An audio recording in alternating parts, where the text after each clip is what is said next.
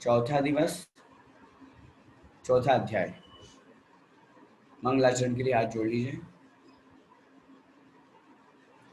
मोक्षमार्गस्य नेतारं भेत्तारं कर्मभूभृतां ज्ञातारं विश्वतत्त्वानां वन्दे तद्गुणलब्धये। पंच परमेष्ठी भगवान की जय। द्वादशांग जिनवाणी माता की जय। संत शिरोमणि आचार्य भगवंत 108 विद्यासागर जी महाराज की जय। परम पूज्य गुरुदेव निकुंज श्री सुधा सागर जी महाराज की जय। तत्वार्थ सूत्र ग्रंथाधिराज की जय। आचार्य उमा स्वामी महाराज की जय। उत्तम शौच धर्म की जय। तत्वार्थ सूत्र जी में प्रारंभ के 4 अध्यायों में जीव तत्व का वर्णन है और उन्हीं जीव तत्व के वर्णन को पिछले 3 दिनों से हम समझ रहे हैं। पहले, दूसरे और तीसरे अध्याय में हमने ये समझा जीव किसे कहते हैं, जीव कितने प्रकार के होते हैं, जीव के कितने ज्ञान होते हैं, किस प्रकार जीव कहाँ कहाँ निवास करता है। कल तीसरे अध्याय में हमने अधोलोक का और मध्यलोक का वर्णन पढ़ा था। अधोलोक में जो जीव रहता है वो किस प्रकार नरकों में जीव रहता है, कैसे उसको दुख होते हैं। मध्यलोक में जो असंख्यात द्वीप समुद्र हैं उनमें मनुष्य और तिर्यंश रहते हैं, उनकी आयु कितनी होती है, ये सारा का सारा वर्णन हमने कल तीसरे अध्याय में पढ़ा था। आइए अब हम आज चौथा अध्याय पढ़ते हैं, जिसमें उस चौथे अध्याय में आचार्य भगवान उमा स्वामी महाराज बहुत स्पष्ट अच्छी तरह से ऊर्ध्वलोक का वर्णन कर रहे हैं। ऊर्ध्वलोक में विशेष रूप से वैमानिक देवों का निवास होता है और उस दृष्टि से सिर्फ वैमानिक देवों का ही नहीं, जितने भी देव हैं उन सभी देवों का वर्णन यहाँ पर किया गया है। इसलिए हम सभी चौथे अध्याय को प्रारंभ कर रहे हैं। आप सभी महानुभावों से मेरा निवेदन, अपनी अपनी जिनवाणी में चौथा अध्याय निकाल लें। आइए देखिए। देवाश्चतुर्निकायाः, बोलिए देवाश्चतुर्निकायाः।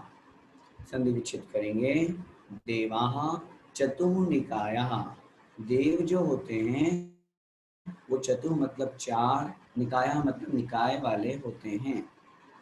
देव 4 निकाय वाले होते हैं। निकाय का मतलब होता है समूह, जाति।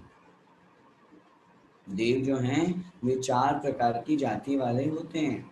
कौन कौन सी वे 4 जाति? भवनवासी, व्यंतर, ज्योतिषी और वैमानिक।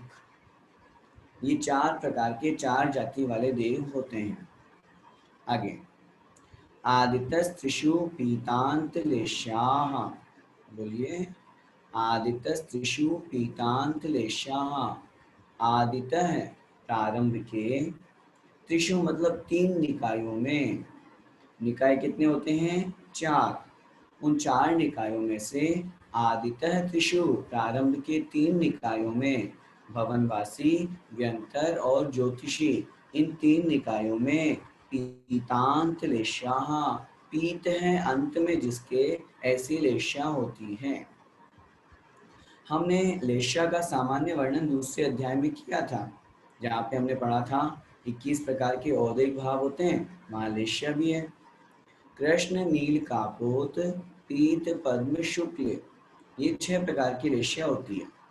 हमने आपसे निवेदन किया था परिणामों को जब कषायों के साथ में जोड़ा जाए, लेशा की परिभाषा क्या दी?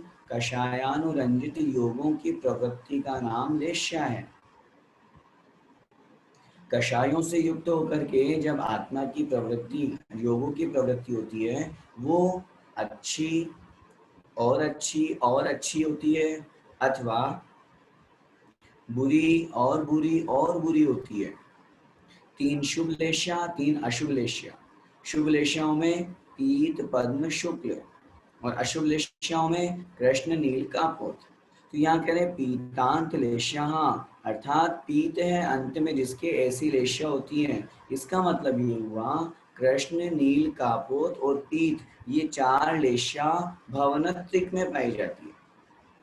आदितस्त्रिषु प्रारंभ के 3 निकायों में भवनवासी, व्यंतर और ज्योतिषी, इनमें कृष्ण, नील, कापोत और पीत, ये 4 लेशिया पाई जाती। अंत लगा दिया ना।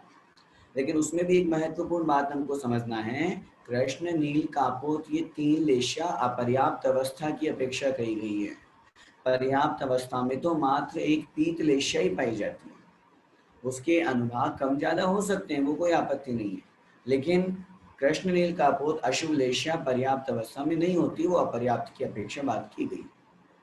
आगे, दशाष्ट पंच द्वादश विकल्पाः, बोलिए, दशाष्ट पंच द्वादश विकल्पाः कल्पोपपन्न पर्यन्ताः, कल्पोपपन्न पर्यन्ताः, दशाष्ट पंच द्वादश विकल्पाः कल्पोपपन्न पर्यन्तः, दश, अष्ट, पंच, द्वादश विकल्पाः।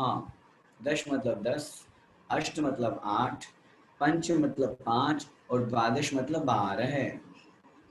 विकल्पा मतलब भेद होते हैं।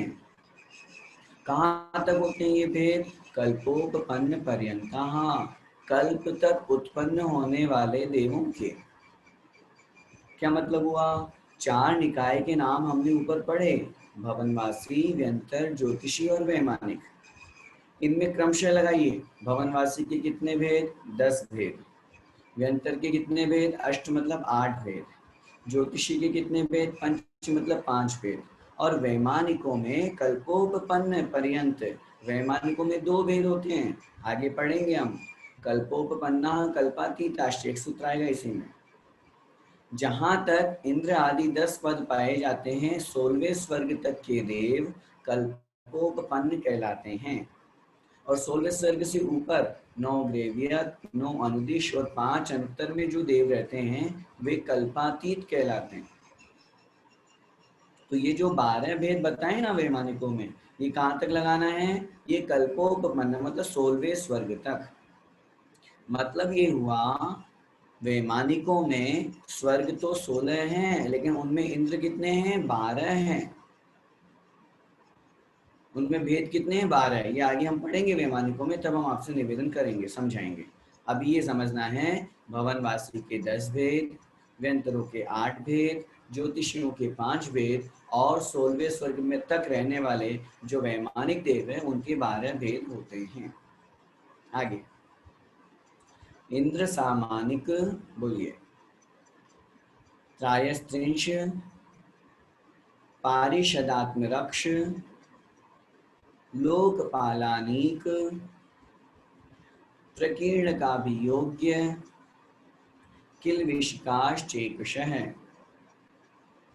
इंद्र सामानिक त्रायस्त्रिंश पारिषदात्मरक्ष लोकपालानीक प्रकीर्ण का भी योग्य किल्विषकाश्चेकशः। अर्थ देखिए, इंद्र सामानिक त्रायस्त्रिंश पारिषद आत्मरक्ष, पारिषद आत्मरक्ष अलग अलग करेंगे, पारिषद आत्मरक्ष लोकपाल अनीक प्रकीर्णक आभियोग्य किल्विषिकाः च, और किल्विषिक एक शय, एक एक करके। क्या मतलब हुआ? एक एक करके जो हमने चारों निकाय ऊपर पढ़े हैं, उन चारों निकाय में जो भेद दिए गए हैं, भवनवासी के 10, व्यंतरों के 8, उनमें प्रत्येक में एक एक करके ये 10 भेद और होते हैं। इनको हम 10 भेद कहें अथवा 10 प्रकार के पद कहें, एक ही बात है। ये एज ए स्टेटस है, एज ए पद है ये। जैसे यहाँ पे राजा होता है, राजा, मंत्री, पुरोहित, फिर सभा में बैठने वाले मेंबर्स, फिर सामान्य जनता, ऐसे ही ये 10 प्रकार के देव होते हैं। देखें, एक एक की परिभाषा समझें। इंद्र किसे कहते हैं? स्पष्ट रूप से लिखा हुआ है, जिन देवों के पास में विशेष रिद्धियां होती है, विशेष शक्ति होती है और जिनकी आज्ञा सब मानते हैं, जिनके अंडर में अन्य सभी देव रहते हैं, वे कहलाते हैं इंद्र। सामानिक, जो देव गुरु अथवा पिता के समान सम्मान रूप व्यवहार करने योग्य होते हैं।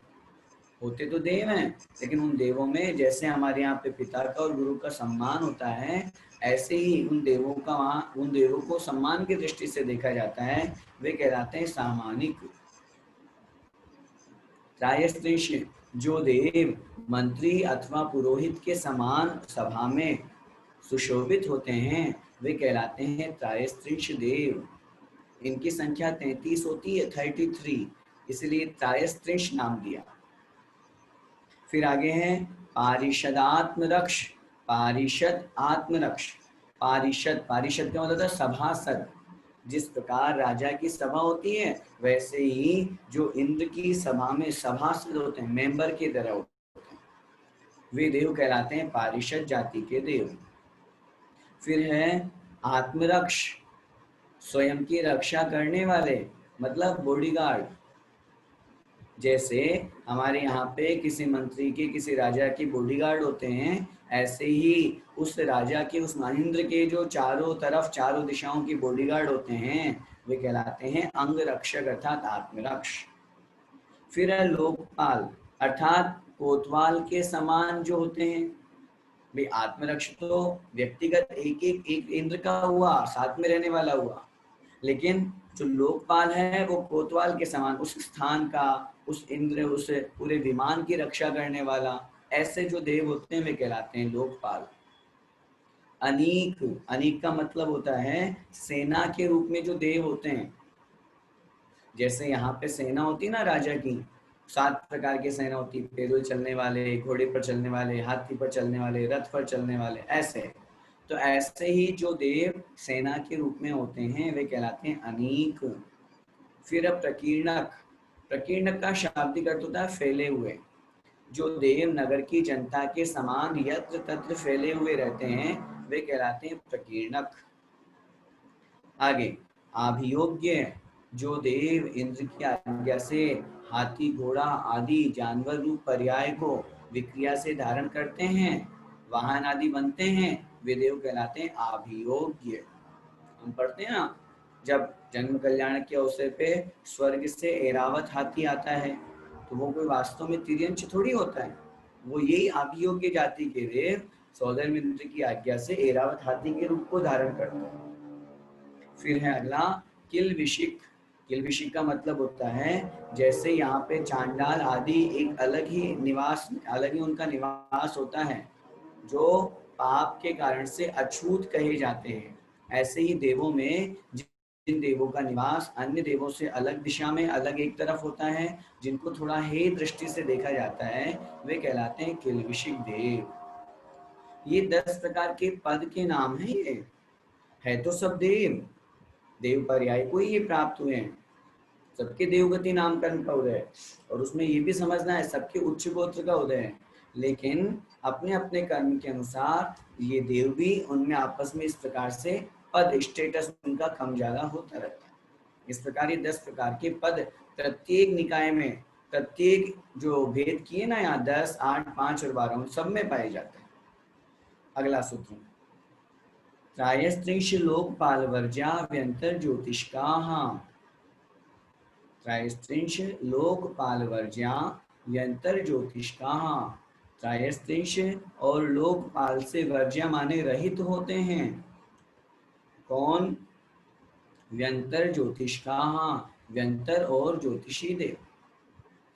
वैसे तो सामान्य रूप से कथन कर दिया कि 10 प्रकार के पद प्रत्येक में पाए जाते हैं, लेकिन फिर भी एक विशेष कथन करने के लिए सूत्र दिया है कि जो व्यंतर और ज्योतिषी देव हैं उनमें त्रायस्त्रिंश और लोकपाल नहीं होते, उनमें 8 ही पद होते हैं।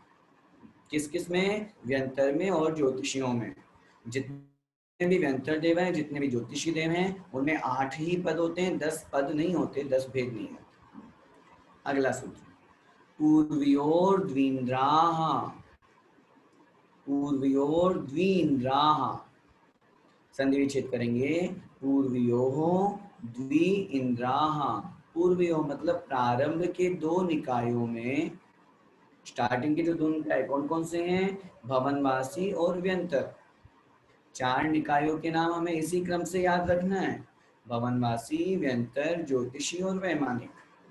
इनमें से पूर्वियों प्रारंभ के 2 निकायों में भवनवासी और व्यंतर देवों में द्वि इंद्राः, 2 इंद्र होते हैं। और सब जगह तो इंद्र एक ही होता है, लेकिन यहाँ इंद्रों की संख्या 2 होती है। क्या मतलब हुआ? भवनवासी में 10 इंद्र होते हैं, तो एक और साथ में हो गया तो द्विंद्र मतलब 20 इंद्र हो गए। और बाकी सामान्य त्रैश्रिष्ठ सब अलग अलग व्याख्या है, लेकिन इंद्रों की बात मुख्य रूप से यहाँ की गई है। उनमें इंद्रों की संख्या 2-2 होती है। किनमें? प्रारंभ के 2 निकायों में। अगला सूत्र देखें, काय प्रविचारा, बोलिए, काय प्रविचारा आ ऐशानाथ, आ ऐशानाथ। काय प्रविचारा शरीर से काम सेवन करते हैं, आ ऐशानाथ ऐशान स्वर्ग पर्यंत।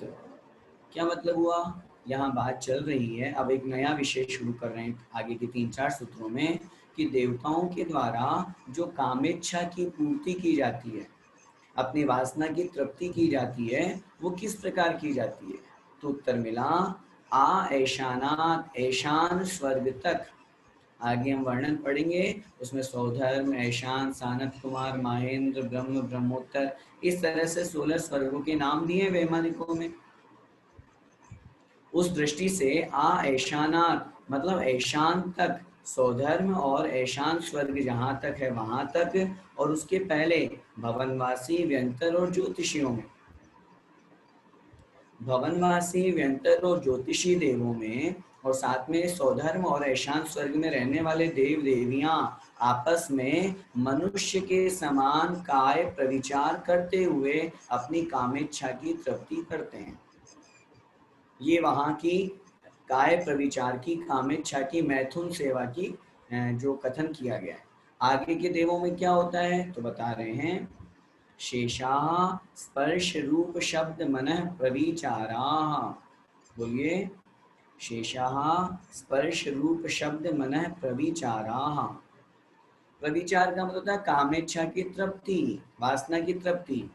दूसरे निकाय के दूसरे स्वर्ग तक के जो देव हैं, ऐशान स्वर्ग तक के, उनकी तृप्ति मनुष्य के समान काम इच्छा करने पर, काम सेवन करने पर होती है। आगे क्या होता है? शेषा, शेष स्वर्गों में जो रहने वाले देव हैं, वे स्पर्श अर्थात देव देवी आपस में एक दूसरे का स्पर्श करते हैं, उतने में उनकी संतुष्टि हो जाती है। रूप, वे देव देवियों का सुंदर रूप देखते हैं, उतने में उनकी संतुष्टि हो जाती है। शब्द, उन देवियों का शब्द सुनते हैं, उनके गीत सुनते हैं, उनकी मधुर आवाज सुनते हैं, उतने में उनकी कामेच्छा की तृप्ति हो जाती है, पूर्ति हो जाती है। और ऊपर के और इसके आगे चलेंगे तो मन है, अर्थात मन में विचार करने मात्र से ही मन में इच्छा हुई, देवी का स्मरण किया और कामेच्छा की तृप्ति हो गई। ये देव देवी की अपेक्षा से और देवियों का देव की अपेक्षा से। आचरण लिखा, तीसरे और चौथे स्वर्ग में स्पर्श करके ही देव आपस में अपनी काम इच्छा की तृप्ति कर लेते हैं। पांचवें, छठे, सातवें, आठवें में आगे रूप देख करके, नौवें, 10वें, 11वें, 12वें में शब्द सुन करके, और 13वें, 14वें, 15वें, 16वें में मन में विचार करने मात्र से ही उनके अंदर इस तरह की भावना पूरी हो जाती है, कामेच्छा की तृप्ति हो जाती है। आगे क्या होता है फिर 16वें स्वर्ग से आगे? तो बोल रहे हैं परे प्रविचारा। बोलिए, परे प्रविचारा। परे मतलब उसके आगे, अप्रविचारा, प्रविचार से रहित होते हैं। क्यों? वहां पर 16वें स्वर्ग से ऊपर 9 ग्रेवियक, 9 अनुदिश और 5 अनुत्तर में देवियां ही नहीं पाई जाती। देवियां कहाँ तक होती हैं? मात्र 16वें स्वर्ग तक, उसके आगे नहीं। ये नियम, इसलिए ऊपर के जो देव होते हैं वो प्रविचार से रहित होते हैं, कामेच्छा की बाधा से रहित होते हैं। उनके कषाय का, नौ कषाय का उदय तो है, लेकिन तद्रूप ऐसा उदय नहीं होता है कि वो उसकी इच्छा को पूर्ति करने के लिए उन्हें किसी निमित्त की आवश्यकता पड़े। अब जो भवनवासी आदि देवों के हमने 10, 8 भेद पढ़े थे ना, उनके नाम बता रहे, देखिए। भवनवासिनो सुरनाग, भवनवासिनो सुरनाग, विद्युत सुपर्णाग्नि, विद्युत सुपर्णाग्नि, वातस्तनितो, वातस्तनितो, दधी द्वीप दिक्कुमाराः, दधी द्वीप दिक्कुमाराः। भवनवासिनो सुरनाग विद्युत सुपर्णाग्नि वातस्तनितो दधि द्वीप दिक् कुमाराः।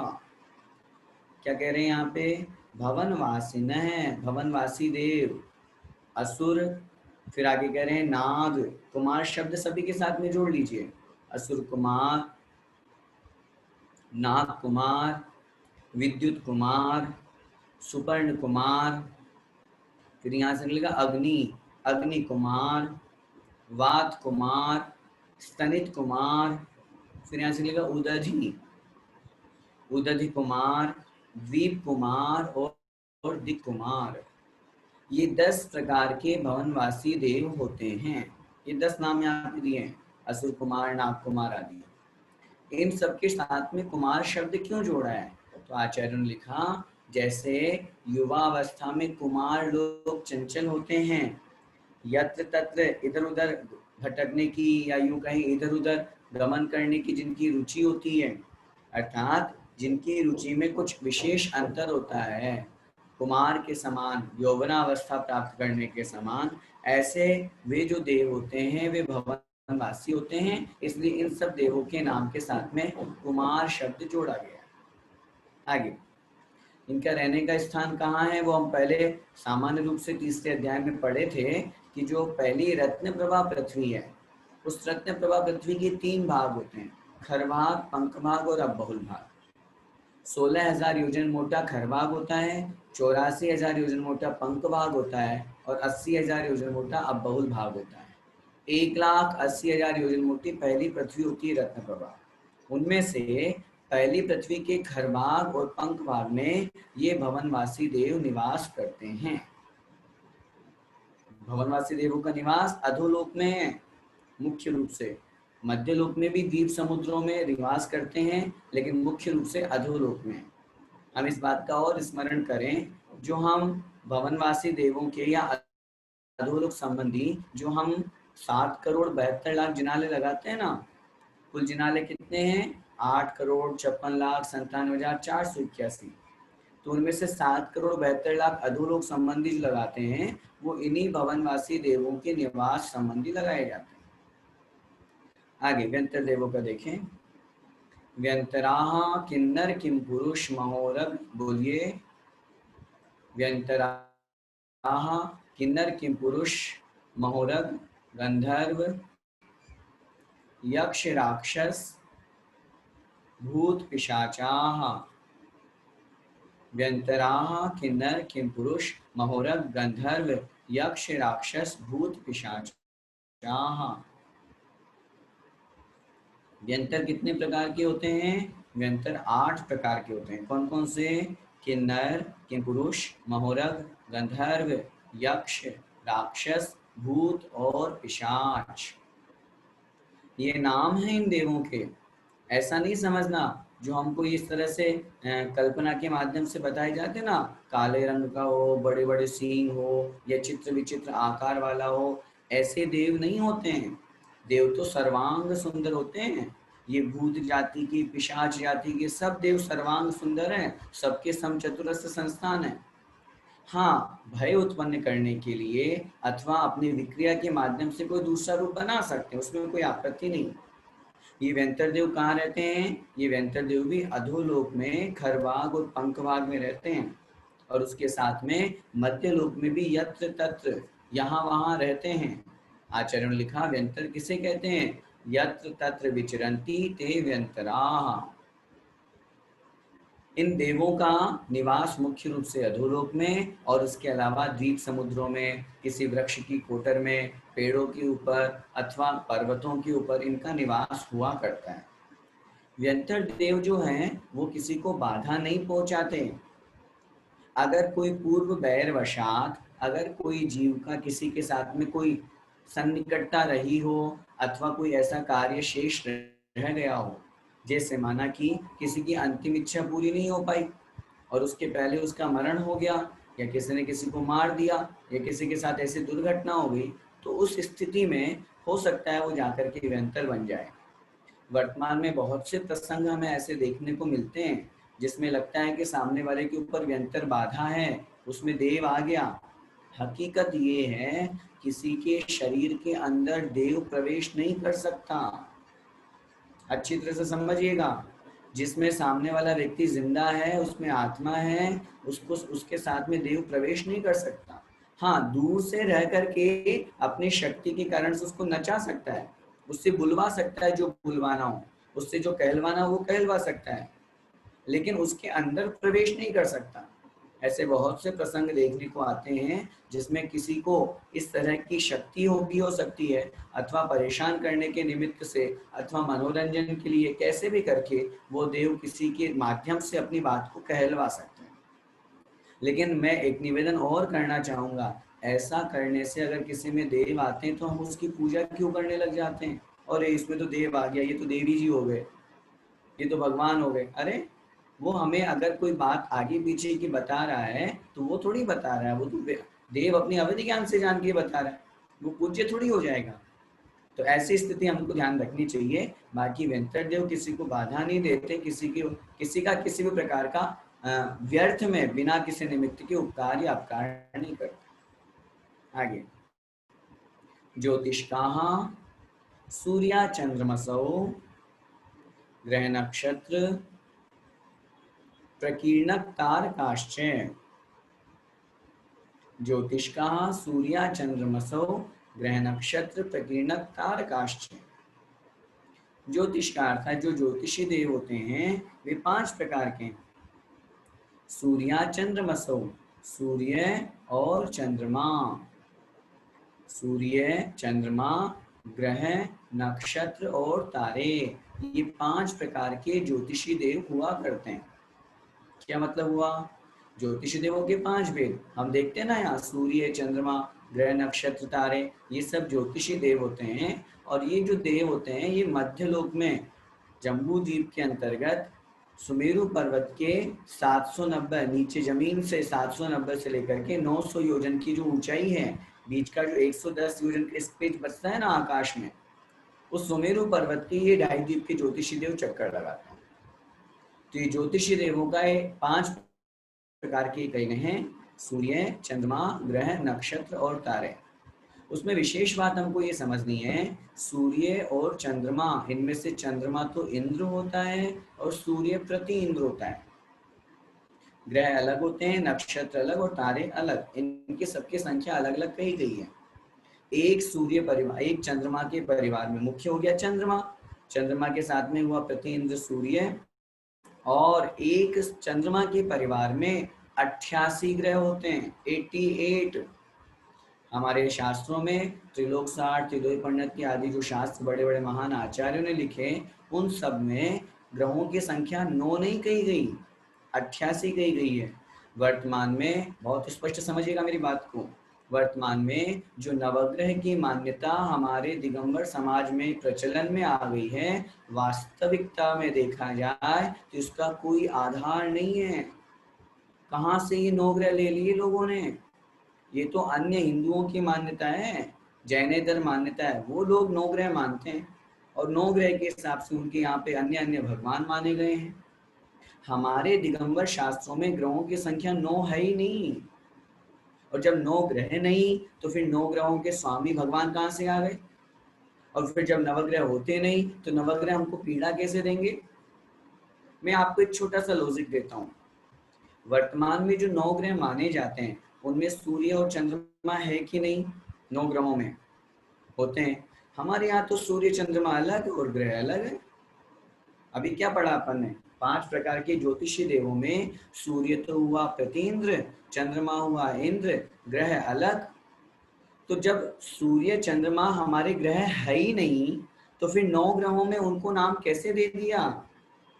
और अगर मैं सोचूं, मैंने इसके ऊपर काफी रिसर्च किया है, जब मैंने ये ग्रंथ देखा तो मैंने सोचा चलो 88 ग्रहों में से कहीं ना कहीं सूर्य चंद्रमा का नाम आ जाएगा।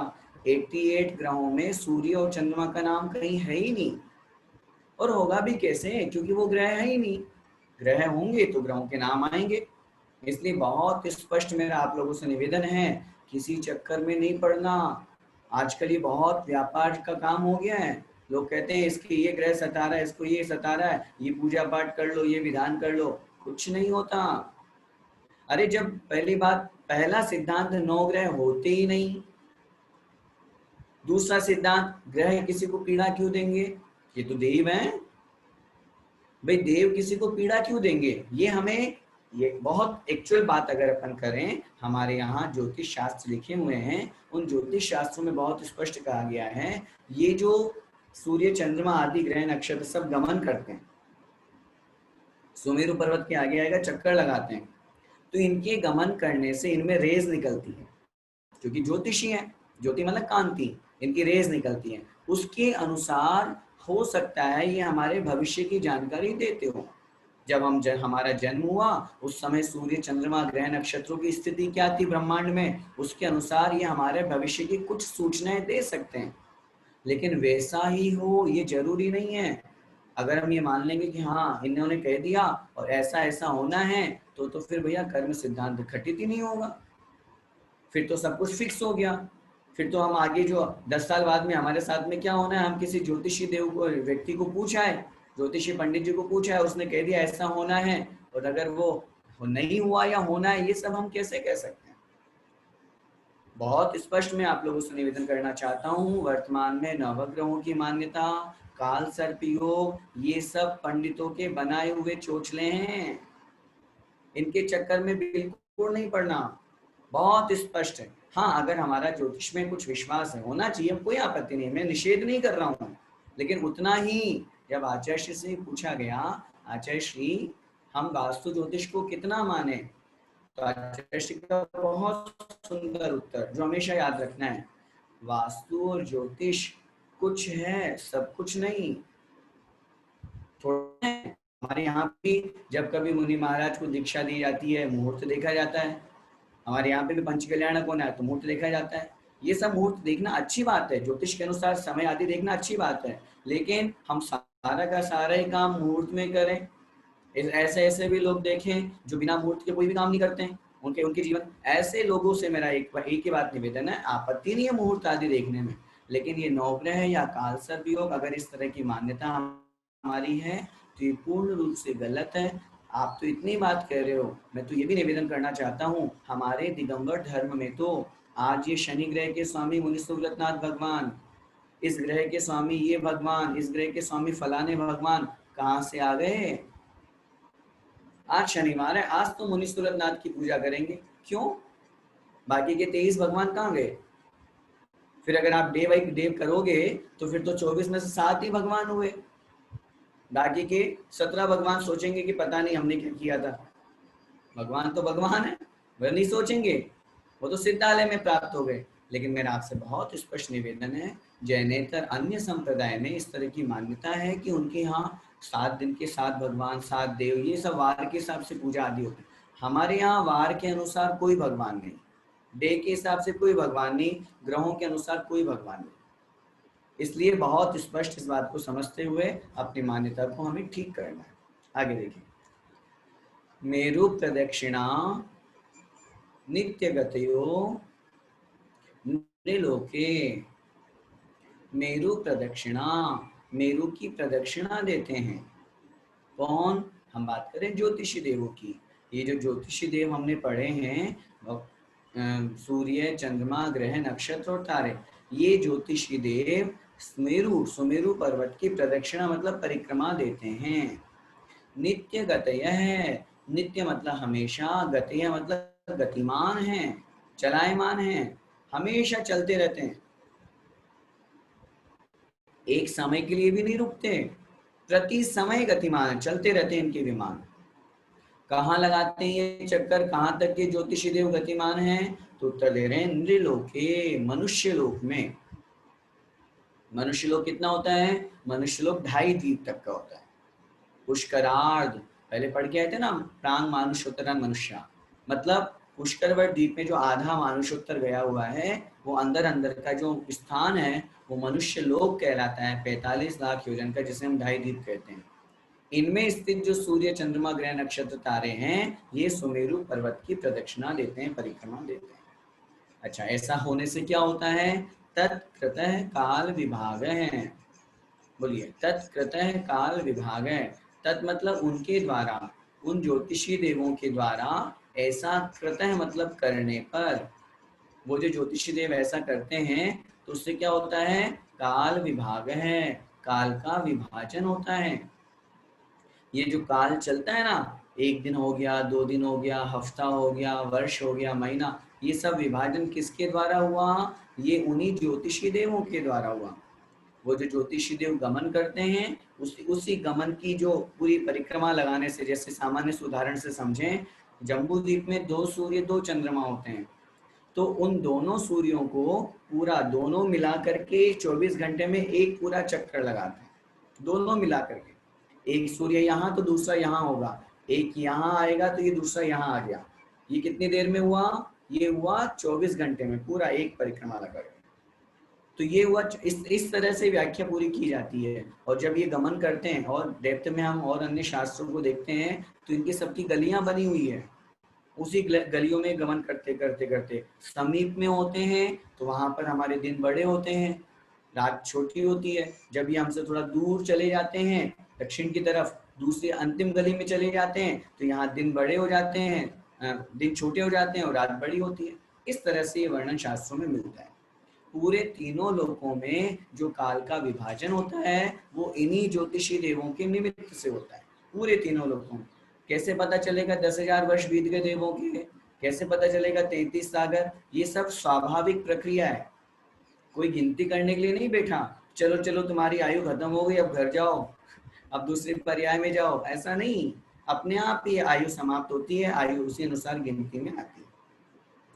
अब 2.5 तक के ये मनुष्य लोग के ज्योतिषी देव तो गमन करते हैं, आगे क्या होता है, बहिरवस्थिता, बहि अवस्थिता, बहि मतलब बाहर, जो 2.5 के बाहर के जो ज्योतिषी देव हैं, अवस्थिता, वे अवस्थित रहते हैं, स्थित रहते हैं, वो गमन नहीं करते, वे जहां हैं उनका विमान स्थिर है, ऐसा नियम है वहां का। आगे देखिए, ये ज्योतिषी देव का वर्णन हुआ। अब वैमानिक, वैमानिका, बोलिए, वैमानिका। अब यहाँ से वैमानिक देवों का वर्णन शुरू हो रहा है, अथवा दूसरा अर्थ लगाएंगे, वैमानिक जो विशेष मान सम्मान वाले होते हैं। 4 प्रकार के देवों में जो विमानों में रहते हैं, विशेष मान सम्मान वाले होते हैं, वे वैमानिक देव कहलाते हैं। कितने प्रकार के होते हैं ये देखें, कल्पोपपन्नाः कल्पातीताश्च, कल्प उपपन्नाः कल्प तक उत्पन्न होने वाले, और कल्पातीताः कल्प अतीताः और कल्पातीत। कल्प क्या होता है, कल्प का मतलब होता है इंद्र सामानिक आदि जो 10 पद पढ़ के आए ना हम, जहां तक ये इंद्र सामानिक आदि 10 पद पाए जाते हैं वे कहलाते हैं कल्पोपपन्न, 16वें स्वर्ग तक। और जहां 16वें स्वर्ग से ऊपर सभी देव अहमिंद्र होते हैं, वहां कोई इंद्र सामानिक त्रैष्टृष्य भेद नहीं होता। 9 ग्रेवियट में, 9 अनुदिश में और 5 अनुत्तर में सभी देव अहम इंद्र, अहम इंद्र है, मैं इंद्र हूँ, इस तरह की उन सबकी भावना होती है। और वही वही सब इक्वल होते हैं, उनमें पद नहीं होते, भेद नहीं होता, सब इक्वल होते हैं, वो कहलाते हैं कल्पातीत। तो वैमानिकों में 2 भेद हो गए, कल्पोपपन्न और कल्पातीत। ये जो वैमानिक देव रहते हैं ये कैसे रहते हैं, ऊपरी ऊपरी, ऊपरी ऊपरी, ऊपर ऊपर रहते हैं। ये कहने की क्यों जरूरत पड़ी, क्योंकि पहले जैसे हमने अधोलोक में पढ़ के आए थे ना, 7 पृथ्वियां अधोअध है, नीचे नीचे है। तो अगर हम ये ना समझ लें सौधर्म के बगल में ऐशान, ऐशान के बगल में सानत, सानत कुमार के बगल में मायन, ये नहीं, ये देव ऊपर ऊपर निवास करते हैं। ऊर्ध्वलोक का जब हम चित्र देखते हैं, वहां का पूरा वर्णन पढ़ते हैं, तो ये देव ऊपर ऊपर निवास करते हैं। अब कैसे करते हैं वो देखिए, अगला सूत्र ध्यान से, मैं शब्दों को तोड़ तोड़ के बोलूंगा, आप रिपीट कीजिएगा। सौधर्म ईशान, सानत कुमार माहेंद्र, ब्रह्म ब्रह्मोत्तर, लांतव कापिष्ठ, शुक्र महाशुक्र, शतार सहस्रारेश, वानत प्राणतयो, रारणा च्युतियोर, नव सुग्रीवेकेशु, विजय वेजयंत, जयंता पराजितेषु, सर्वार्थ सिद्धौ च। ठीक है, मैं एक साथ पूरा सूत्र बोल रहा हूं, ध्यान से सुनिएगा। सौधर्मैशान सानत कुमार माहेंद्र ब्रह्म ब्रह्मोत्तर लांतव पापिष्ट शुक्र महाशुक्र शतार सहस्रारेश वानत प्राणतियोर रारणाच्युतियोर नवसु ग्रेवेकेषु विजय वेजयंत जयंता पराजितेषु सर्वार्थ सिद्धौ च। क्या है ये ऊर्ध्वलोक में रहने वाले वैमानिक देवों के नाम हैं। सौधर्म ऐशान जोड़ा लगाओ, क्योंकि सौधर्म के बगल में ही ऐशान इंद्र, ऐसे जैसे दो फ्लेट होते हैं ना, ऐसे ही उत्तर की तरफ सौधर्म और दक्षिण, उत्तर की तरफ जो है पहला दक्षिण की तरफ होगा, अपनी तरफ जो होगा वो होगा सौधर्म इंद्र, और उत्तर की तरफ होता है ऐशान इंद्र। ऐसे बने हुए हैं, फिर इन दोनों के ऊपर दो फ्लेट, फिर उन दोनों के ऊपर दो, इस तरह से सौधर्म ऐशान सानत कुमार माहेंद्र ब्रह्म ब्रह्मोत्तर लांतव कापिष्ठ शुक्र महाशुक्र शतार सहस्रार, यहाँ संधि विच्छेद करेंगे, शतार सहस्रारेशु, शतार सहस्रार में, यहाँ 12वें तक नाम हो गए। फिर आगे आनत प्राणतियो, आनत और प्राणत स्वर्ग में, आरण अच्युतियो और आरण और अच्युत स्वर्ग में। यहाँ तक हो गए 16 स्वर्गों के नाम। 16 स्वर्गों के ऊपर क्या बने हुए हैं, नवसु ग्रेवयकेषु, 9 ग्रेवयकों में, 3 ऐसे, फिर 3 ऐसे और 3 ऐसे, 3-3 पटल, 9 पटल कुल बने हुए हैं, उनमें ये 9 ग्रेवयक के देव रहते हैं। फिर नवसु से 9 अनुदिश भी लगाना है, नवसु से, नवसु ग्रेवयकेषु में 9 ग्रेवयकों में, और नवसु मतलब 9 अनुदिशों में भी, 9 ग्रेवयक के ऊपर 9 अनुदिश होते हैं, वो एक ही पटल में रहते हैं, बीच में एक, सेंटर में एक, और चारों दिशाओं में एक एक, इस तरह से चारों दिशाओं के 4, 4 दिशाओं के 4 और एक सेंटर का 9 हो गए। फिर 5 अनुत्तर के नाम, विजय वेजयंत जयंत अपराजितेषु, विजय वेजयंत जयंत और अपराजितों में, और सर्वार्थ सिद्धौचे, और सर्वार्थ सिद्धि में ये वैमानिक देव रहते हैं। 5 अनुत्तर, जिसमें सेंटर में सर्वार्थ सिद्धि, पूर्व में विजय, दक्षिण में वेजयंत, पश्चिम में जयंत और उत्तर में अपराजित। एक ही पटल में, एक ही पटल में ये 5 अनुत्तर देव रहते हैं। ये वैमानिक देवों का कथन यहाँ पे किया गया। वैमानिक देव कितने प्रकार कैसे रहते हैं, 16 स्वर्गों में, 9 ग्रेवयकों में, 9 अनुदिशों में और 5 अनुत्तर में वैमानिक देवों का निवास बना हुआ है। अब ये जो देव हमने पढ़े, इनमें ऊपर ऊपर जाएंगे तो क्या क्या चीज बढ़ती बढ़ती जाती है, अधिक अधिक होती जाती है। देखिए, स्थिति प्रभाव सुखद द्युतिलेश्या विशुद्धिन्द्रियावधि विषयतोधिकाः, स्थिति प्रभाव सुखद द्युतिलेश्या विशुद्धिन्द्रियावधि विषयतोधिकाः।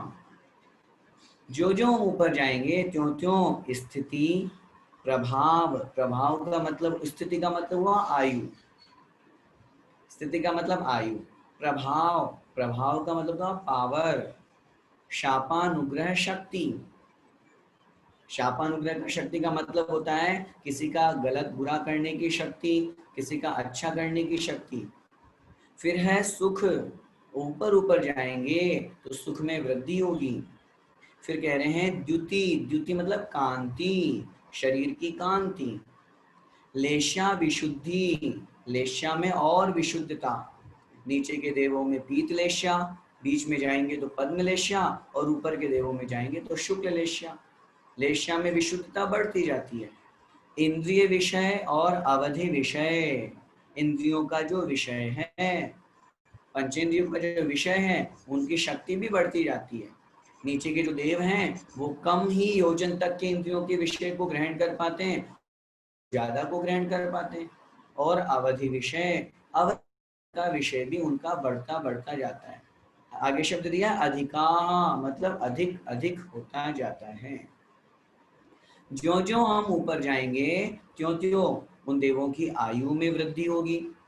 अभी हम पढ़ेंगे उनकी आयु। नीचे के देवों में जैसे उदाहरण सौधर्म मेषान स्वर्ग की आयु कितनी, 2 सागर। ऊपर जाएंगे सानत कुमार की तो 7 सागर। इस तरह से ऊपर ऊपर जाएंगे तो आयु बढ़ती है। उनका प्रभाव, शापानुग्रह शक्ति, पावर, उनमें सुख, उनमें विशुद्ध द्युति मतलब कांति, लेश्या की विशुद्धता, और साथ में इंद्रिय विषय और अवधि ज्ञान का विषय जो जो ऊपर जाएंगे त्यों तो उन देवों में ज्यादा ज्यादा होता जाता है। अब फिर प्रश्न हुआ, ये तो हुआ ज्यादा ज्यादा, कम कम क्या होता है? देखिए, गति शरीर परिग्रहाभिमान तो हीनाः, गति शरीर परिग्रहाभिमान तो हीनाः। गति शरीर परिग्रह और अभिमान की अपेक्षा से ऊपर ऊपर के देवों में हीनाः, कम कम होते जाते हैं। ऊपर ऊपर जाएंगे तो ऊपर ऊपर के देव ज्यादा गमन नहीं करते, गति माने आना जाना, भाग दौड़ कम करते हैं। वो आचार्यों ने लिखा उनकी शुक्ल लेश्या होती है, इसलिए शुक्ल लेश्या वाला जीव, अपन जो लेश्या और गमनागमन की बात की जाती है तो वहाँ कहते हैं जो जो व्यक्ति शांत परिणामी है, शुक्ल लेश्या वाला है, वो ज्यादा तामझाम में नहीं फंसता। अरे तुम जाओ भैया, मैं तो यही ठीक हूँ। ऊपर के देव पंच कल्याणक में भी नहीं आते, ऊपर के देव नंदीश्वर की वंदना करने भी नहीं जाते। वो अपने ही विमानों में रह करके भगवान को वहीं से अपने मुकुट को झुका करके हाथ लगा के नमोस्तु करते हैं और अपने विमान में विराजमान जो अकृत्रिम चैत्यालय उनकी वंदना करते हैं। ऊपर ऊपर जाएंगे त्यों त्यों उनकी गति कम कम होती जाती है। शरीर की जो अवगाहना है वो भी कम होती जाती है। नीचे के जो देव हैं उनकी 7 हाथ की है, ऊपर जाएंगे तो सर्वार्थ सिद्धि के देव 1 हाथ के रह जाते हैं। 1 हाथ मतलब 1.5 फुट के। आगे परिग्रह, ऊपर ऊपर जाएंगे तो परिग्रह भी कम होता जाता है। क्यों? अरे भाई नीचे देवियां हैं तो परिग्रह ज्यादा होगा, और ऊपर देवियां भी नहीं है तो परिग्रह भी कम होगा।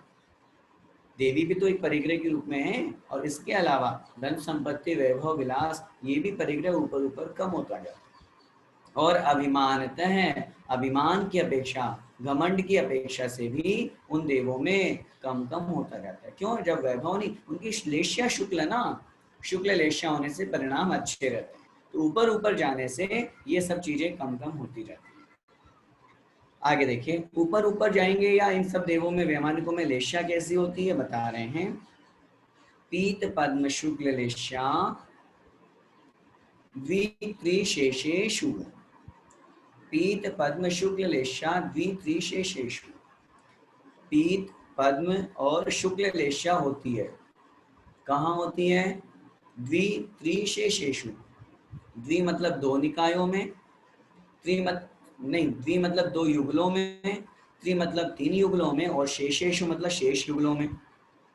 मतलब हुआ 2 युगल मतलब 1 जोड़ा, युगल का मतलब जोड़ा होता है, और 2 युगल का मतलब क्या? 4 स्वर्ग, सौधर्म, ऐशान, सानत कुमार और माहेंद्र, मतलब पहले से चौथे स्वर्ग तक के जो देव हैं उनमें पीतलेश्या पाई जाती है।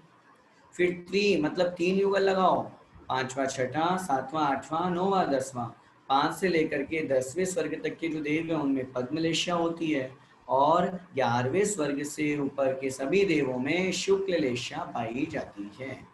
और शुक्ल रेशा में और ऊपर जाएंगे तो उसकी विशुद्धि और अधिक बढ़ती जाती है।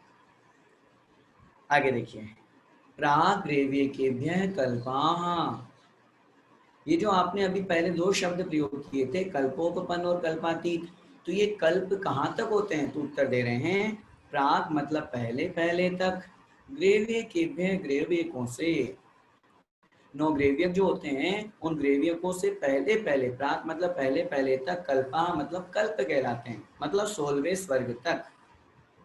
जहां पर इंद्र आदि 10 प्रकार के पद पाए जाते हैं वे कल्प कहलाते हैं 16वें स्वर्ग तक, और ग्रेवियक अनुदिश और अनुत्तर में कल्पातीत हैं, वहां सभी अहमिंद्र हैं। एक विशेष वर्णन हमने लोकांतिक देवों के बारे में सुना है, वो वैमानिक देवों में कुछ विशेष होते हैं, उनका वर्णन कर रहे हैं। ब्रह्मलोकालया लौकांतिकाः, ब्रह्मलोक आलयाः, ब्रह्मलोक है निवास स्थान जिनका, आलय मतलब निवास स्थान, ऐसे देव कौन से कहलाते हैं? लोकांतिक। पांचवा स्वर्ग जो है, कौन सा पांचवा स्वर्ग? सौधर्म, ऐशान, सानत कुमार, माहेंद्र, ब्रह्म। ब्रह्म ब्रह्मोत्तर है ना, पांचवा और छठा। तो जो पांचवा स्वर्ग है, इस पांचवे स्वर्ग में सभी लोकांतिक नहीं होते। इस पांचवे स्वर्ग में विशेष रूप से ऊपर के पटलों में एक अलग से स्थान बना हुआ है जहाँ पे लोकांतिक देव निवास करते हैं।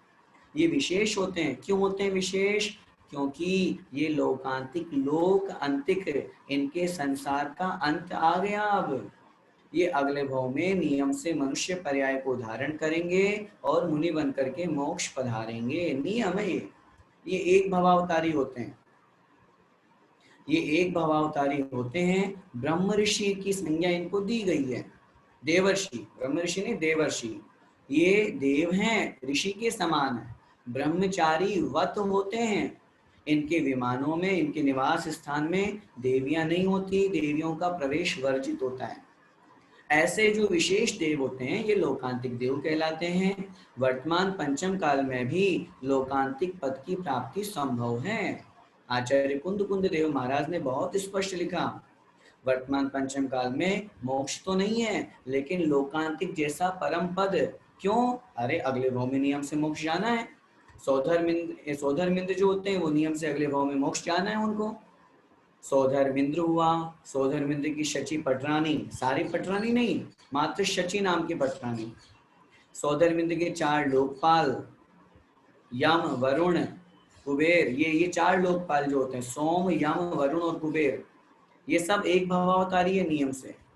और इसके अलावा सभी दक्षिणेंद्र, सौधर्मेंद्र, सानत कुमारेंद्र, ब्रह्मेंद्र, ये सब, और इनके अलावा लोकांतिक देव और एक अंतिम सर्वार्थ सिद्धि के देव, ये एक भवावतारी होते हैं नियम से। अगले भाव में मोक्ष नियम मनुष्य बनेंगे, मुनि बनकर मोक्ष पधारेंगे। तो इसलिए वर्तमान में मुनि बनना, व्रत नियम संयम का पालन करना व्यर्थ नहीं है। आगे, सारस्वता दित्यवन्यरुण गर्दितोय तुषिताव्याबाधा रिष्टाश्च। सारस्वतादित्य वन्यरुण गर्दितोय तुषिताव्याबाधा रिष्टाश्च। सारस्वत, आदित्य, वह्नि, अरुण, गर्दितोय, तुषित, अव्याबाध और अरिष्ट, ये 8 प्रकार के लोकांतिक देव होते हैं। लोकांतिक देवों का विशेष काम क्या है? ये पूरे जीवन भर तत्व चर्चा में अपना समय निकालते हैं। देवियां हैं नहीं है, संसार से लेना देना नहीं है, संसार से उदासीन रहते हैं। मात्र तीर्थंकर भगवंत जब दीक्षा को ग्रहण करने का भाव बनाते हैं, उस समय उनकी वैराग्य की अनुमोदना करने के लिए ये नीचे आते हैं। लोकांतिक पढ़ते हैं ना अपन, जब पंच कल्याण देखते हैं तब कल्याण के दिन सफेद कपड़े पहने हुए। क्यों? इनको विशेष संज्ञा इसलिए दी गई है क्योंकि उसी समय मात्र आते हैं। ब्रह्म ऋषि देवर्षि होते हैं। आगे, विजयादिषु द्विचर्माः, विजय आदिषु, ये जो अभी हमने ऊपर पढ़ा लोकांतिक देवों में एक भवावतारी का आपको प्रसंग बताया। विजयादिषु, विजय आदि जो देव होते हैं, हमने पहले सूत्र पढ़ा था, उसमें 5 अनुत्तर में विजय, वेजयंत, जयंता, पराजितेषु, विजय, वेजयंत, जयंत और अपराजित, इन चारों को और इनके साथ में 9 अनुदिश भी ग्रहण करना है। साइलेंट यहाँ दिया हुआ नहीं है, टीकाओं से हमको ग्रहण किया गया है। 9 अनुदिश वाले और ये 4 प्रकार के अनुत्तर जो हैं, ये द्विचर्माः, 2 भवावतारी होते हैं। चरम का मतलब अंतिम, लास्ट 2 मनुष्य के भाव बचे हैं इनके। हो सकता है अगले भाव से मनुष्य बन के मोक्ष चले जाएं, नहीं तो उसके बाद उस मनुष्य पर्याय के बाद में वापस देव बनेंगे और वापस देव बन के फिर मनुष्य बन करके उस भाव से नियम से मोक्ष जाएंगे ही जाएंगे। सर्वार्थ सिद्धि को अलग क्यों लिख दिया था? क्योंकि सर्वार्थ सिद्धि वाले एक भवावतारी होते हैं, इसलिए यहाँ पे द्विचर्मा में उनको ग्रहण नहीं करना है। आगे, औपपादिक मनुष्येभ्यः शेषास् तिर्यग् योनयः हैं। औपपादिक मनुष्येभ्यः शेषास् तिर्यग् योनयः हैं। वर्णन तो देवों का चल रहा है, ये तिर्यंच का वर्णन क्यों कर दिया बीच में? इसलिए कर दिया क्योंकि वहां जब अब तक पूरा 4था अध्याय खत्म हो रहा है, 4 अध्याय तक जीव तत्व का वर्णन करना है। हमने मनुष्यों का वर्णन कर दिया, उपपात जन्म वाले देवों नारकियों का कर दिया। अब इनके अलावा जितने जीव बचेंगे, अगर हम तिर्यंचों का वर्णन करते तो बहुत सारा वर्णन हो जाता। और सूत्र लिख रहे हैं आचार्य महाराज, तो संक्षेप में कथन हो गया, औपपादिक उपपाद जन्म वाले कौन होते हैं? दूसरे अध्याय में पढ़ा था हमने, देव और नारकी, जिनका उपपाद जन्म होता है। मनुष्येभ्य और मनुष्य, उपपाद जन्म वाले देवनार की हो गए। इनके अलावा मनुष्य, शेषाहा, इनके अलावा जो शेष हैं वे सब तिर्यक योनि हैं, तिर्यंच योनि वाले होते हैं। तिर्यंच किसे कहते हैं? देवनार की और मनुष्य को छोड़ दो, उसके अलावा जितने भी प्राणी हैं, सब जीव हैं, वो सब तिर्यंच कहलाते हैं। आगे देखें अब आयु का वर्णन। स्थिति रसुर नाग सुपर्ण द्वीप शेषाणाम सागरोपम त्रिपल्योपमार्ध हीनमिता। स्थिति रसुरनाग सुपर्ण द्वीप शेषाणाम सागरोपम त्रिपल्योपमार्ध हीनमिता। भवनवासी देवों का वर्णन हमने सबसे पहले किया था, उन्हीं के वर्णन में यहाँ आयु बता रहे हैं। स्थिति मतलब आयु किसकी? असुर मतलब असुर कुमार, नाग, सुपर्ण, द्वीप, असुर कुमार की, नाग कुमार की, सुपर्ण कुमार की, द्वीप कुमार की, और 4 की यहाँ बताएंगे अभी क्रमशः। और उसके बाद में शेषाणाम, शेष जितने भी सब कुमार बचे, भवनवासी बचे, उनकी क्रमशः है सागरोपम, एक सागर, त्रिपल्योपम, 3 पल्य प्रमाण, और अर्धहीनम, आधा आधा, कम कम और कर दीजिए। इता मतलब ये उत्कृष्ट आयु है। क्या मतलब हुआ? क्रमशः लगाना है। असुर कुमार की हो गई एक सागर की उत्कृष्ट आयु। अब यहाँ उत्कृष्ट आयु का वर्णन है। असुर कुमार की उत्कृष्ट आयु एक सागर, नाग कुमार की त्रिपल्योपम, 3 पल्य, फिर अर्धहीनम आधा कम करेंगे, तो आधा कम करेंगे तो मतलब 2.5, है ना, 2 सही 1/2 पल्ले किसकी होगी? सुपर्ण कुमार की। फिर आधा कम करेंगे तो द्वीप कुमार की हो गई 2 पल्ले की, और फिर आधा कम करेंगे तो शेष जितने भी इस 6 प्रकार के और जो भवनवासी देव बचे, उन सबकी 1.5 पल्ले की उत्कृष्ट आयु होती है। ये हमें पिछले जो 10वां सूत्र पढ़ा था भवनवासी वाला, वहां से मैच करके और लगा लेना चाहिए कि किस प्रकार इन देवों की कौन कौन सी, क्योंकि क्रम वहां अलग था, यहाँ अलग है, तो क्रम के अनुसार यहाँ पे कथन करना है, समझना है। 1.5 पल्ले की उन भवनवासी देवों की उत्कृष्ट आयु होती है, और असुर कुमार की बात करेंगे तो एक सागर की। आगे देखिए, अब वैमानिक देवों की उत्कृष्ट आयु का वर्णन शुरू कर रहे हैं। सौधर्मेशानयो सागरोपमे अधिके। सौधर्म ऐशानियों, सौधर्म और ऐशान स्वर्ग में रहने वाले जो देव हैं, उनमें सागरोपमे 2 सागर, सागरोपमे में द्विवचन दिया हुआ, इसलिए यहाँ से 2 ग्रहण करेंगे, 2 सागर, और अधिके मतलब कुछ अधिक होती हैं। क्या मतलब हुआ? मतलब ये हुआ, सौधर्म और ऐशान स्वर्ग में रहने वाले देवों की उत्कृष्ट आयु कितनी होती है? 2 सागर कुछ अधिक। कुछ अधिक में कितना लगाना है? तो आचार्यों ने लिखा, कुछ अधिक का तात्पर्य है लगभग आधा सागर, इतना कुछ अधिक लगाया जाता है। आगे देखिए, सानत कुमार माहेंद्रियो सप्त। सानत कुमार माहेंद्रियो, सानत कुमार और माहेंद्र जो दूसरा युगल है, तीसरा और चौथा स्वर्ग में है, उसमें रहने वाले जो देव है उनकी कितनी होगी? सप्त। सप्त मतलब 7 सागर, और वो कुछ अधिक यहाँ भी जोड़ना है, वो कुछ अधिक यहाँ भी जोड़ना है, 7 सागर कुछ अधिक। आगे देखें, अब आगे के जो स्वर्ग है उनमें क्या स्थिति है, क्या आयु है उत्कृष्ट? 3 सप्त नवैकादश त्रयोदश पंचदशाभिरधिकानि तु। 3 सप्त नवैकादश त्रयोदश पंचदशाभिरधिकानि तु। 3 मतलब 3, सप्त मतलब 7, नव मतलब 9, एकादश मतलब 11 है, त्रयोदश मतलब 13 है, पंचदश भी, और पंचदश मतलब 15 है, अधिकानी मतलब अधिक अधिक जोड़ लीजिए। पिछले सूत्र में, ध्यान से सूत्र को समझना है, पिछले सूत्र में सानत कुमार और महेंद्र की उत्कृष्ट आयु 7 सागर कुछ अधिक लगाई थी। अब आगे ब्रह्मोत्तर में उस 7 में 3 और प्लस कर लीजिए। ये इतनी जो संख्या दी गई ना, ये जोड़े के हिसाब से क्रमशः बढ़ाते बढ़ाते जाइए, अधिक आनी अधिक अधिक करते जाइए। सप्त के साथ में त्री मतलब 3 जुड़ जाएगा तो हो जाएगा ये 10 सागर कुछ अधिक, किसकी? 5वें और 6ठे स्वर्ग की। फिर 7वें और 8वें की सप्त, और सप्त पहले वाला 7 सागर और 7 और 7 14, 14 सागर कुछ अधिक 7वें और 8वें की। 9वें और 10वें की हो जाएगी 9 और 7 हो गए 16 सागर कुछ अधिक। फिर इसके बाद में 11वें और 12वें की हो जाएगी त्रयोदश और सप्त, मतलब 13 और 7 20 सागर कुछ अधिक।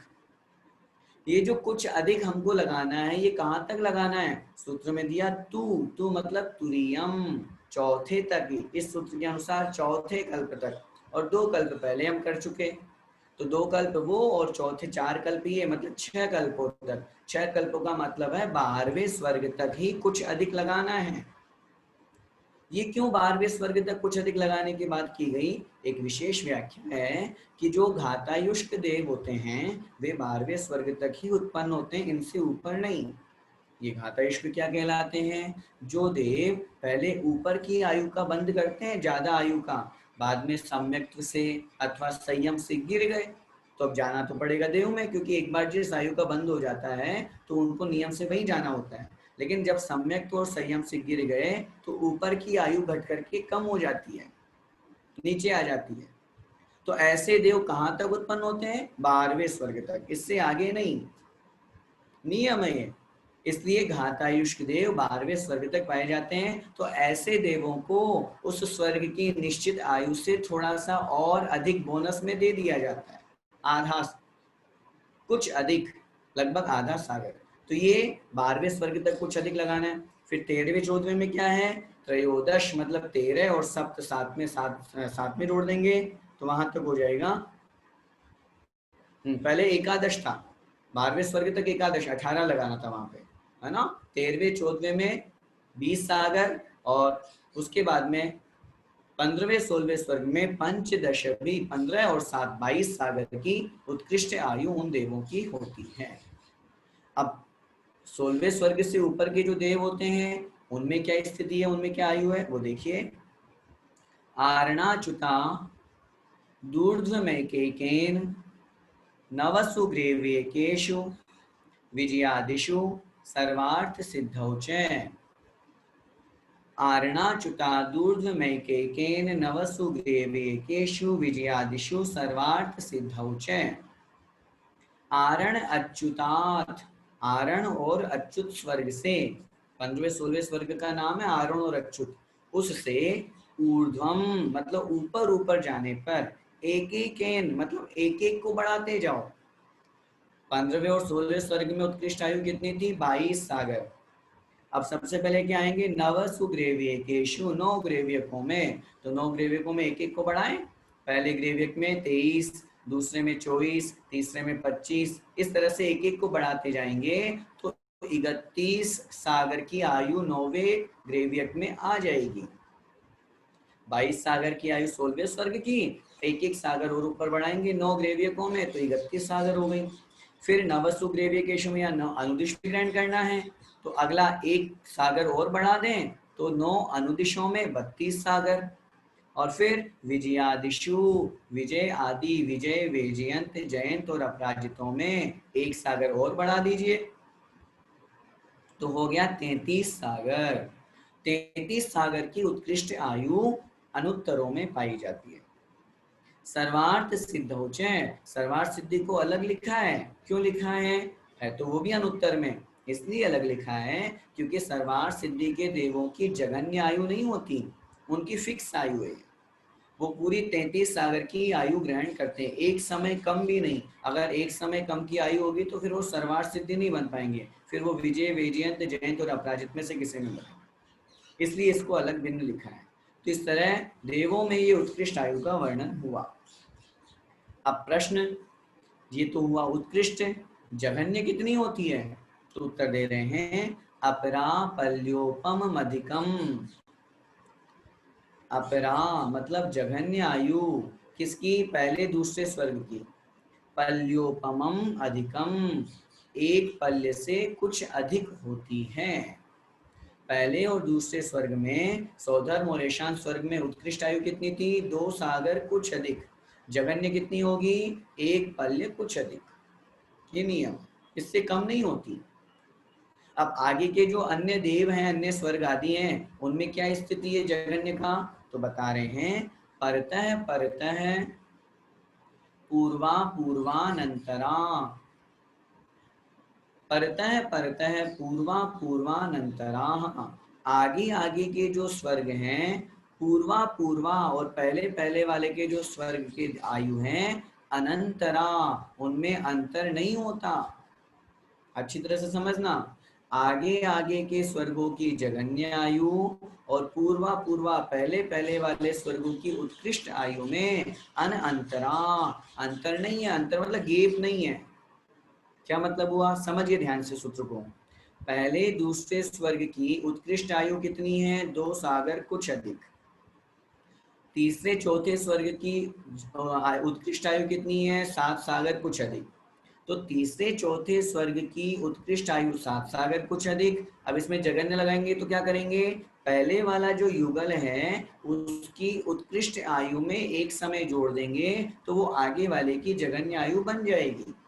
तो तीसरे और चौथे स्वर्ग में जघन्य आयु कितनी हो जाएगी? 2 सागर कुछ अधिक और एक समय। आगे आगे के जितने भी स्वर्ग हमारे बनते जाएंगे उन स्वर्गों में इसी तरह की व्याख्या है। पहले पहले वाले स्वर्गों की उत्कृष्ट आयु में एक समय जोड़ देने पर वह आगे के स्वर्गों की जघन्य आयु बन जाती है। जैसे मैंने अभी उदाहरण दिया। अब तीसरे चौथे में लगाएं, तीसरे और चौथे स्वर्ग में कितनी आयु है उत्कृष्ट? 7 सागर कुछ अधिक। तो इस 7 सागर कुछ अधिक में एक समय प्लस कर देंगे तो ये 5वें और छठे स्वर्ग की जघन्य आयु बन जाएगी। इस तरह की व्याख्या सभी में समझनी चाहिए।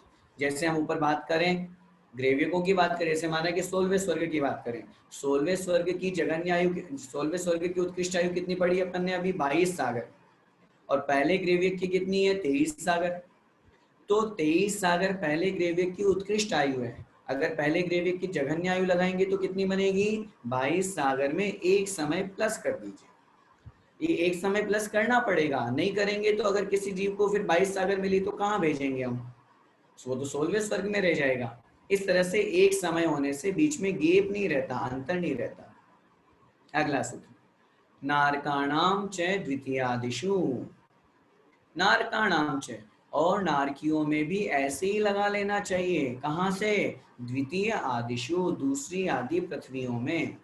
क्या मतलब हुआ? हमने तीसरे अध्याय में नारकी जीवों की आयु का वर्णन पढ़ा था। तेष्वे त्रि सप्तदश सप्तदश द्वाविंशति त्रयश त्रिंशत सागरोपमा सत्वानाम परा स्थिति। तो वहां परा स्थिति उत्कृष्ट आयु का तो वर्णन कर दिया था आचार्य महाराज ने, लेकिन जगन्य का नहीं किया था। जगन्य का करते तो यहाँ जैसे 2-3 सूत्र लिखने पड़ते, इसलिए उन्होंने यहाँ एक साथ वर्णन कर दिया।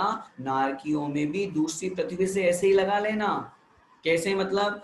पहले नरक की उत्कृष्ट आयु में अगर एक समय जोड़ देते हैं तो वह दूसरे नरक की जघन्य आयु बन जाती है। दूसरे नरक की जो उत्कृष्ट आयु है उसमें एक समय जोड़ देंगे तो वो तीसरे नरक की जघन्य आयु बन जाएगी। जैसे उदाहरण, पहले नरक की उत्कृष्ट आयु है 1 सागर और दूसरे नरक की उत्कृष्ट आयु कितनी है? 3 सागर। तो दूसरे नरक की उत्कृष्ट आयु 3 सागर, जघन्य आयु 1 सागर प्लस 1 समय, ऐसा। अब प्रश्न है, फिर पहले नरक में जघन्य आयु कितनी होती है? उत्तर दे रहे हैं, 10 वर्ष सहस्राणि प्रथमायाम। 10 वर्ष सहस्राणि प्रथमायाम। प्रथमायाम अर्थात पहली पृथ्वी में 10,000 वर्ष की जघन्य आयु होती है। पहली पृथ्वी में जघन्य आयु 10,000 वर्ष की, उत्कृष्ट आयु 1 सागर की। दूसरी पृथ्वी में जघन्य आयु 1 सागर प्लस 1 समय और उत्कृष्ट आयु 3 सागर। ऐसे आगे आगे के क्रम में लगा लेना चाहिए। आगे, भवनेषु च, भवनेषु च भवन वासियों में भी जघन्य आयु 10,000 वर्ष की होती है। पहले हम उत्कृष्ट आयु तो पढ़ के आ चुके, वर्णन किया था ना, स्थिति रसुर नाग सुपर्ण दीप शेषाणाम वाला। अब वहां जघन्य नहीं बताई थी, भवनेषु च, भवन वासियों में भी जघन्य आयु 10,000 वर्ष की लगा लेना चाहिए। आगे व्यंतराणाम च, व्यंतराणाम च, व्यंतर देवों में भी जघन्य आयु 10,000 वर्ष की होती है। 10,000 वर्ष से कम आयु नहीं मिलती व्यंतरों में, भवनवासी में। अब व्यंतरों की आपने जघन्य तो बता दी, उत्कृष्ट तो बता ही नहीं। आगे कह रहे हैं परा पल्योपम अधिकम, परा मतलब उत्कृष्ट आयु, पल्योपमम अधिकम, एक पल्य और कुछ अधिक। किनमें? व्यंतर देवों में। पिछले सूत्र में व्यंतरों की चर्चा की, इसलिए वहां से हमने ग्रहण किया। व्यंतर देवों में उत्कृष्ट आयु एक पल्य कुछ अधिक होती है, जघन्य आयु 10,000 वर्ष। उत्कृष्ट मतलब मैक्सिमम, जघन्य मतलब मिनिमम। आगे कह रहे हैं फिर आगे ज्योतिष का नाम च, ज्योतिष का नाम च, ज्योतिषी देवों में भी उत्कृष्ट आयु कितनी होती है? तो वहां पर कथन किया ज्योतिषी देवों में उत्कृष्ट आयु एक पल्य कुछ अधिक होती है, उत्कृष्ट आयु। अब जघन्य कितनी होती है? तदष्ट भागो परा, तद अष्ट भाग है, उसका 8वां भाग। किसका? पहले वाले सूत्र में कहा ना, एक पल्ले कुछ अधिक उत्कृष्ट आयु होती है, उस एक पल्ले कुछ अधिक का 8वां भाग लगाएंगे तो वो बन जाएगा अपरा मतलब जघन्य आयु। जैसे माना कि 100 वर्ष है तो 100 का 8वां भाग बन जाएगा लगभग 12.5, और अधिकम भी दिया हुआ है, तो एक पल्ले कुछ अधिक का 8वां भाग जो बनेगा वो कहलाएगी उन ज्योतिषी देवों की जघन्य आयु। लोकांतिक देवों का विशेष वर्णन किया था, तो जरा उनकी भी आयु बता दीजिए। अंतिम सूत्र कह रहे हैं लोकांतिका नाम अष्टौ सागरोपमाणि सर्वेशाम, लोकांतिका नाम, लोकांतिक देवों की, अष्टौ सागरोपमाणि 8 सागर प्रमाण आयु निश्चित होती है, सर्वेशाम सभी देवों की। उनमें जघन्य और उत्कृष्ट का, मिनिमम और मैक्सिमम का कोई भेद नहीं है, सभी लोकांतिक देव 8 सागर प्रमाण आयु के धारी होते हैं। इस प्रकार ये चौथे अध्याय में पूरा वर्णन देव संबंधी विशेष रूप से हुआ, और कुछ जो एक दो सूत्र नरक संबंधी अथवा तिर्यंत संबंधी रह गए थे उनको यहाँ पर कंप्लीट किया। चौथे अध्याय में यहाँ तक पूरे जीव तत्व का वर्णन हो गया। इति तत्वार्थ सूत्रे मोक्ष शास्त्रे चतुर्थो अध्याय नमो नमः। बोले आचार्य उमा स्वामी महाराज की जय। तत्वार्थ सूत्र महान ग्रंथादिराज की जय।